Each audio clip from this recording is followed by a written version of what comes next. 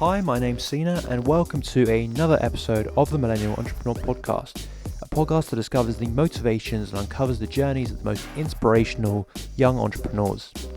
In this episode, I spoke to Ilham, a young founder in the space of EdTech, who has already partnered up with the University of Bristol along with gathering interest from other educational institutions, while studying and being just 22 years old. In the conversation, we spoke about how to gather support from the university and the importance of gathering a solid team when launching. Be sure to subscribe to the podcast because we have got some amazing guests coming up that you do not want to miss. And if you haven't already listened to the other episodes, you're missing out, so be sure to check them out right after this one. Don't forget to also leave us a 5-star rating and review, as it really does help us out. Right, let's go on with the episode. So why don't we start, for people that don't really know what engineer to engineer is, why don't you just explain a bit about what the service is, what sort of problem are you solving, and just a bit more about the project. So Engineer to Engineer, an abbreviation E2E, is essentially a communication platform for students, academics, and industry. And it's aimed to connect all these three disciplines onto one hub, regardless of what type of engineering you're studying, whether that's mechanical, aerospace, civil, or structural engineering. You'll be able to get your questions answered there when you're stuck, when you have a problem, or if you'd want to learn more about a specific topic that isn't necessarily confined to your field. So the problem that it's solving essentially is creating an easy way for students to solve problems and to reach out to their lecturers. And also systematically, it helps lecturers connect with their students outside of the university campus on a more broader and larger scale. Okay, cool. So how would it kind of work as a student? If you have a question, would you go online and like how? Yeah, because there's Blackboard obviously, which I think loads of people listening are at university and use Blackboard. But yeah, it's not very nice to use. So where do you guys kind of come in as I guess you're a competitor, right, of Blackboard? Yeah, so Blackboard have 10% of the UK EdTech market. And when you look at the EdTech market, you'll see that there's lots of learning management systems like Blackboard, study tools, course materials, career development, learning analytics. And but the issue is that there isn't enough collaboration tools to kind of streamline everything. And collaboration platforms kind of offer the flexibility without compromising on usability. We have seen it with WeChat and Facebook Messenger, which have proven it for social interactions, and Slack, Microsoft Teams, and Google Hangouts for enterprises.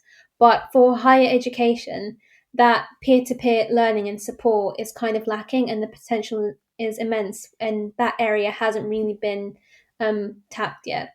Um, when I was in second year in aerospace engineering at Bristol, um, in the beginning of all of the academic year, lecturers would say, "So if you have any questions, come visit me during office hours."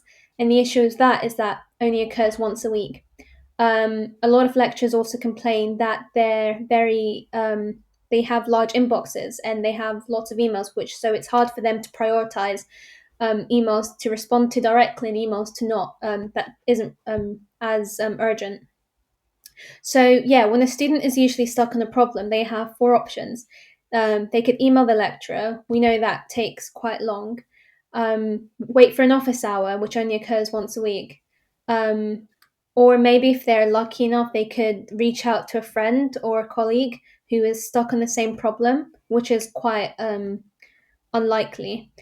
And the final option is to try Google, but even then, you kind of need to spend more time validating the response, making sure it's correct. And if it's wrong, you don't know if it's wrong. And then it's just too late when you do find out. So, what E2E does is facilitate this and provides that student that opportunity to ask that question to hundreds and thousands of other engineers who are kind of open to help.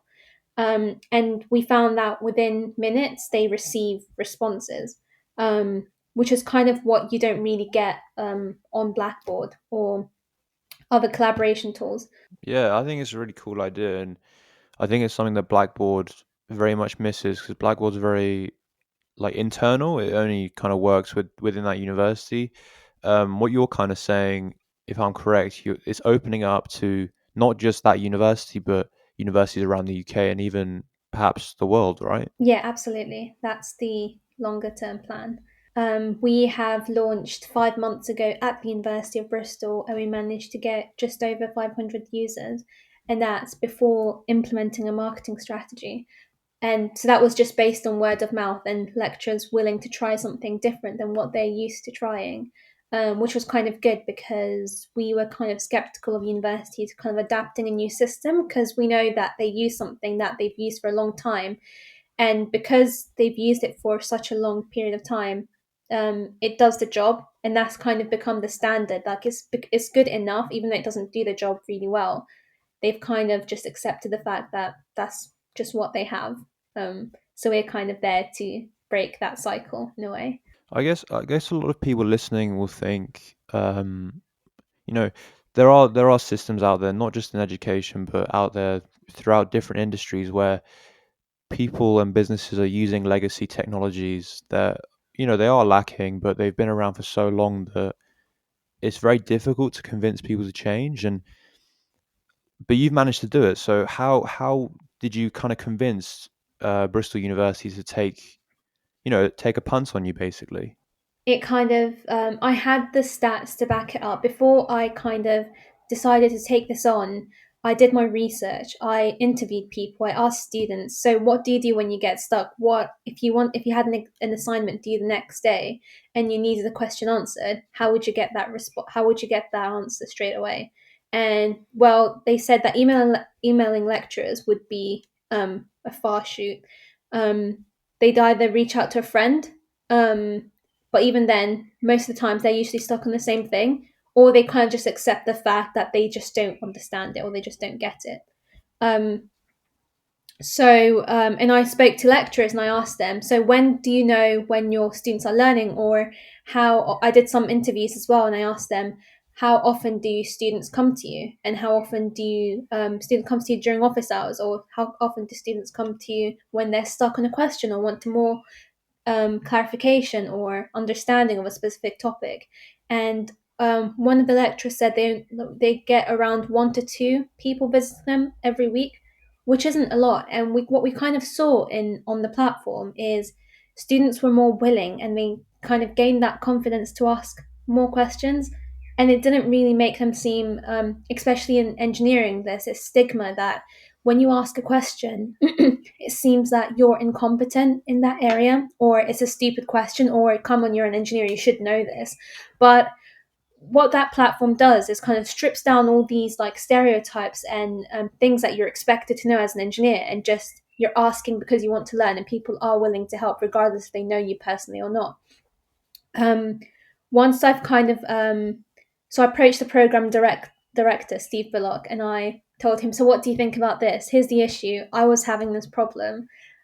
This is what I found was really useful because funny story, but it actually started with a WhatsApp group.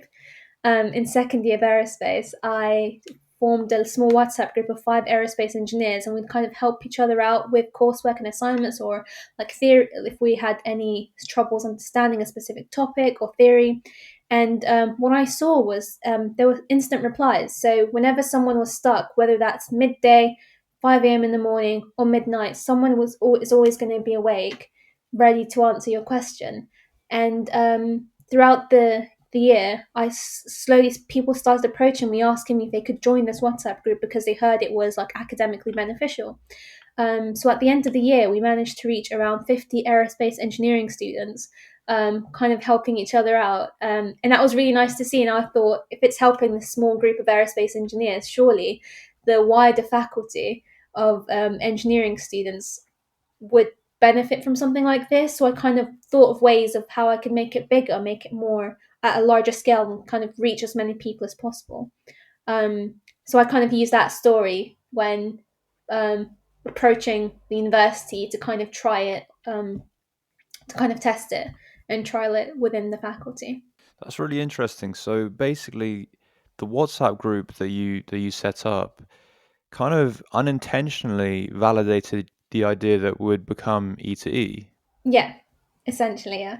Wow, that's really interesting. Because yeah, the like ideas develop from different ways, and yeah, it's really interesting that you kind of stumbled on this by accident, and you saw value there, and you kind of grew from there. So you spoke to the program director, and they were willing to take a shot on you, basically, right? Yeah. Okay, cool. So where is it at right now? So we're currently still at the alpha stage where we have a minimal viable product. So essentially, what we've launched right now is a forum where Q and A could happen, and lecturers could communicate with their students outside of university in a really easy and collaborative way. And what we notice as well is lots of these like emails doesn't have the ability to embed code or to ask a math question. So if you wanted to ask a math questions or like a formula related question, you'd have to take a picture of it. But on our platform, you can literally type it out as you would do when you're coding or so we have that embedded as well. And so an important tool that was really useful for lecturers is that they could kind of see how many students are struggling on that question based on number of views, number of likes, and number of questions that and the types of questions that are being asked, and then they could then automatically change how they're explaining it the next day just by looking at the number of views that that question had. So that this like instant live feedback loop was really useful for a lot of lecturers, which they found really helpful, and it really did help them avoid repeating answers to the same questions that students email them. So rather than having to repeat multiple questions, the lecturer would just refer the student to E2E to see the frequently asked questions there. If it hasn't been clarified, they will ask that question there, and the students would collaborate as well on top of lecturers. Um, so yeah, we have around 31 support academics at the University of Bristol, including PhD students and TAs. We have a further programming unit set up for first year electrical engineering students, which they found really helpful because it was good that they could kind of copy and paste code, and the lecturer could automatically navigate where they went wrong on that code rather than them having to wait for an office hour. Um, and yeah, we're successful for the F Factor Founders of the Future um, regional winners of Southwest and Southeast pitch competition, and we managed to receive some funding from the New Enterprise Competition Ideas and Development Stage, as well as Set Squared Back Her Business Program. So where we are at the moment is a now that we've established a customer problem solution fit, we want to establish the product market fit. So are we able to make this into a business? Are we able to expand to other universities to validate that it is not just a Bristol University problem, but other universities are kind of having the same issue? So our next plans is to expand to 3 other universities in the UK for the beta stage rollout, to ensure that this is really a problem that people are willing to put money on. And yeah. Yeah, it's really interesting, and I think there is definitely a problem when it comes, and yeah, there's definitely value in peer-to-peer learning and collaboration. And you talked earlier on about how um, there are loads of collaboration platforms, and the importance of collaboration is, people realize it through other sort of industries. And you talked about Slack and Google Hangouts and stuff. Why do you think the education sector was so lacking before before you saw a gap in the market because there wasn't that much collaboration? Why do you think in the education sector there isn't that level of collaboration? Because from my research and from what I've seen, is education is a two-step process. You've got the delivery of education, and then you've got how students actually receive it. Now, the delivery of information, they're doing really well on that. So you've got, if you want to learn how to do the Fourier equation, you can go on YouTube, you can read a book, you can go to university, you can watch a tutorial or a course on YouTube. But how do you actually know you really understood that, and how would you communicate that to someone else? So that area hasn't really been focused on because for the past years, education has been about learning the material, not necessarily knowing how to use it, but learning it is enough to get you where you want to be. But now we've reached a point where communication is just so vital, it's so important that if that's not being done, and if the education sector is lacking in that area, then it becomes a really big issue in small things, because you kind of see peer-to-peer learning and networking in the workplace, at university, but it's not really happened in a streamlined sense. It's kind of like informal. So we're trying to kind of establish the importance of peer-to-peer learning and peer-to-peer networking in a professional development kind of way. So in a way, it's kind of like a social media for professional development. I guess a lot of people listening may have an idea, and they might be a bit earlier down the line than you. From researching you, it seems like the university and other support was really vital in your first sort of stages. How important was the university in building E2E? Well, they were kind of the catalysts in a way, I would call it. So even though I could have directly approached students and been like, okay, so guys, how do you think about signing up on this? And like I could direct all my WhatsApp group and all the other groups that I know, study groups there is, direct them to that and kind of start it that way. But I kind of took a step back and I thought, so what is the best way to actually really approach this? And when I was doing my market research, I actually noticed that, hold on a minute, this isn't just a problem that students are having. Lecturers are really struggling to kind of reach out to their students and understand when they're learning and when they're not. And even though they're there to help students and kind of to improve their learning and engagement, student outcomes. But they don't have a means of doing that. Especially if they want to reach a lot of students at the same time, they may be able to reach 2 to 3 in like a month's time, but they wouldn't be able to reach the whole cohort of like 140 people. Um, so what I saw was that so I asked the lecturer, what do you do to get feedback from students? And one of them responded. They said that they use surveys at the end of the year. And I asked him, okay, so what do you do after you've collected the data, did the survey? He's like, oh, I just read it and leave it on the corner. So I thought to myself, like, wouldn't it be more valuable if we can kind of get this data from how students are learning and how they and the common areas that they're struggling with or what they didn't really like with the unit, and kind of improve that systematically and kind of show that on a dashboard of saying, okay, so we've got this cohort had problems with XYZ. You might want to revise your teaching methods this way, and then see how students respond to it, and we could automatically provide feedback for that. So I kind of saw that it wasn't just a student problem, but it was a lecturer problem as well. So I really did want to help both of these two E2E users in the best way possible. And kind of always go back to them and ask them, so what did you think about this? What did you like about this? What do you feel like is missing? But yeah, universities are playing an important role. And I feel like that's where I'm trying to tap in, because with schools and high schools, they're kind of well supported, but you kind of are missing that at university. Once you start university, you're kind of all on your own. You've got to figure out things out yourself. You've got to solve your own problems and stuff like that. So we really do need something like this to help university students and improve their experience as a whole, and hopefully beyond as well.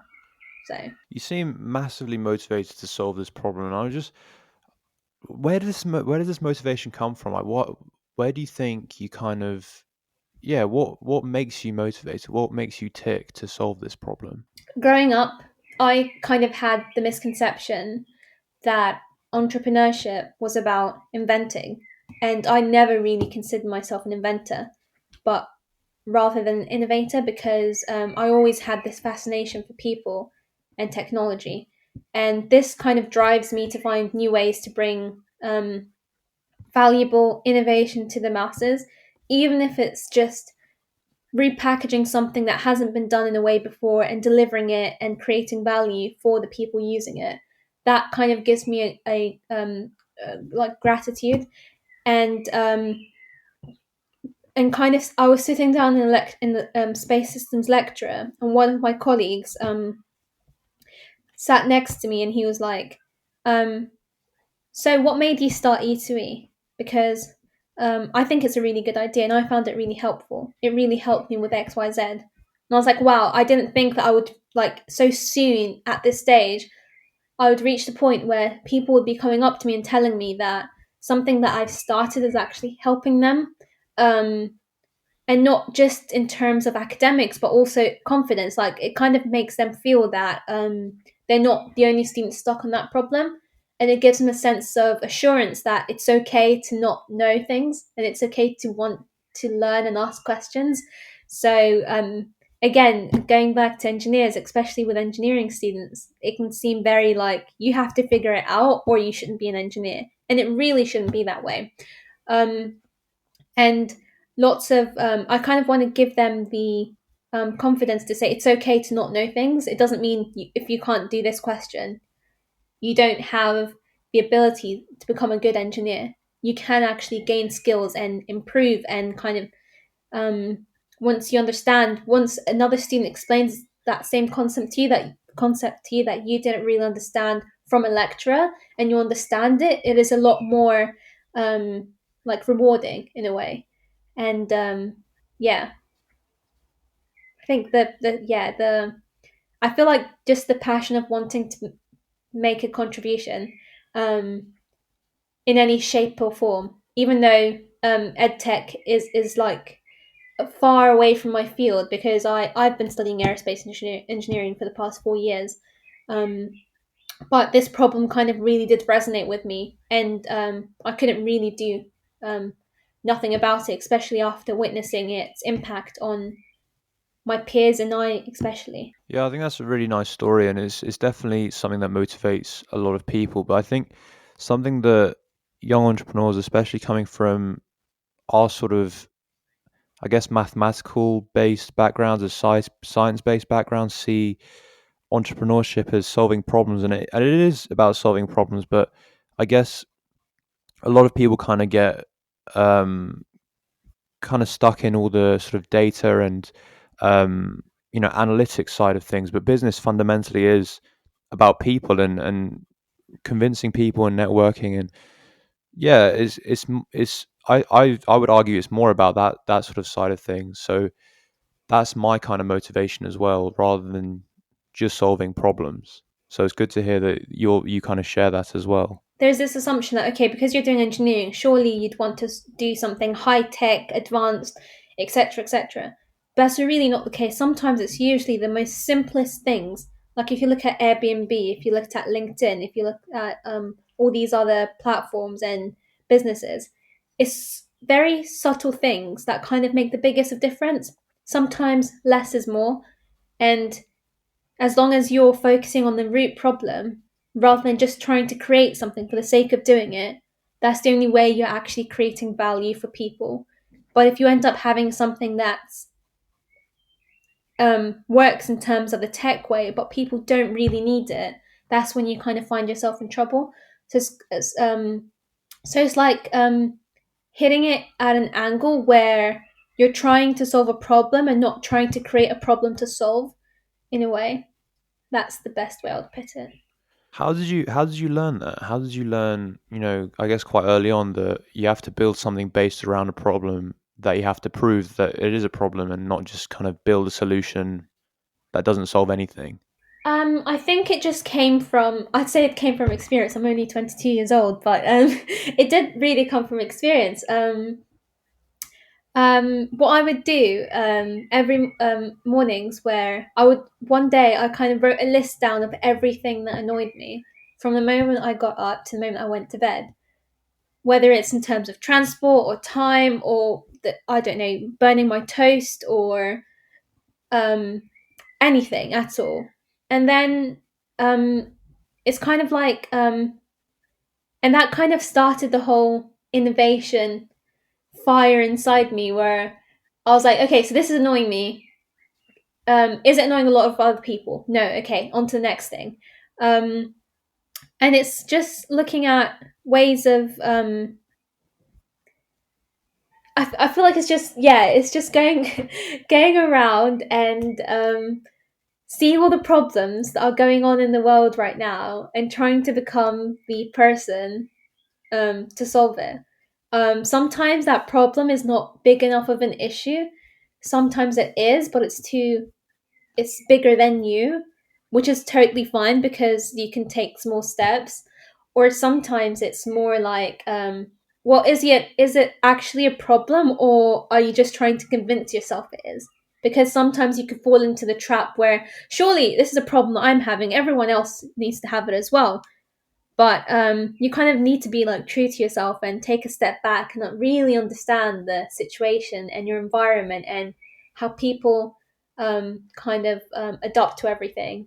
And then, yeah, just collecting all these things together. If it's anything, I have a motto that says, you won't know if an idea is a bad idea unless you try it. And I've always been a risk taker ever since I was young. I would I usually wasn't a fan of public speaking, so I decided to apply for some public speaking events where you kind of just go there and you just talk. Um, I had a fear of confrontation, and I decided if I think something and I want to go and confront someone about it, I'll have to do that straight away without a second thought. And it's kind of like trying out things that you wouldn't usually do, and kind of seeing how you respond to that thing. Because sometimes you'll end up being like, okay, I actually hate that. I don't want to do that ever again. Or you'll be like, hold on a minute. This is something I actually like. And what I found about me being an engineer, I'm very much a people's person. So even though I can understand the tech side of things, what I really, really like more is being able to explain that technical aspect of things to non-technical people. So it's kind of like connecting the engineering to the people. So I feel like this really did help me with E2E because not only do I understand the tech side of things and the intricate like details, but I can also really like strip away all the technicalities and explain it in the most simplest way possible, so anyone, whether they're engineer or not, would understand it. Um, so yeah, once you really find that skill and that passion that you have, you could do wonders. Yeah, that's really great advice. Would you say that's kind of, for our listeners, would you say that's the biggest takeaway that you would give them? Yeah, absolutely. Don't be scared of failure. I know you probably hear this billions of thousands of times, but failure is really the biggest lesson. I was in second year, I was applying for job applications, I got 5 rejections. I applied for other things and I kept on getting rejected, but I always stood back up and kind of, okay, and I thought to myself, maybe this isn't for me. Maybe I need to try something different. Maybe I should do this in a different way. Maybe I should approach this. So now it really has been working well for me. So it's not that everything has been smooth sailing and easy. No, things have been really tough. I wasn't sure whether engineering was the right degree for me. I wasn't sure whether I had what it took to be an entrepreneur. I wasn't sure. I kind of was like sitting on the fence between business and engineering and innovation and entrepreneurship, and is kind of just like being able to blend that whole. So taking the skills that I have in engineering, taking the skills I have in entrepreneurship, and kind of identifying the gaps that I have and being and accepting it, being like, okay, can I improve in this? Okay, if not, maybe I can have someone on the team that can complement my skills or etc. So it's just understanding that you can't be good at everything, and you can do anything, but you shouldn't do everything. And you really want to streamline what you want to focus on, what you want to be good at, and how you want to develop further from that. You talked about team, and I know there's a lot of like solo founders out there, but how important is gathering like a really good team around you? I was listening to a podcast this morning that said hire slow and fire quickly, because it is really, in any startup, the team makes the majority part of the thing. The idea is a small part, marketing's another small part, but the team essentially um, is the core element that depends on the success or the failure of a startup. And you have to understand that it's a whole learning process for everyone. I'm learning as a founder to communicate, to talk to people, to etc. And so I shouldn't really expect my team members to know everything as well. And just it's all about communication at the end of the day. The fundamentals of everything is communication. If you're able to communicate, okay, this is what I require in my team. This is how I'm going to find these people.